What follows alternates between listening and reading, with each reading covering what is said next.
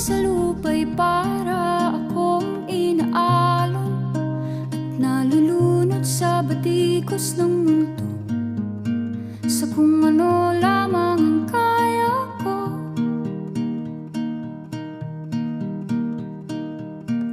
Bigang-biga na sa mga problemang di masolusyonan agad, parang wala nang bukas. Pwede bang umiwas? Hinahanap ang sarili, ngunit di nakakayanan sa ligaw na dinadaanan ko. Saan na to patungo?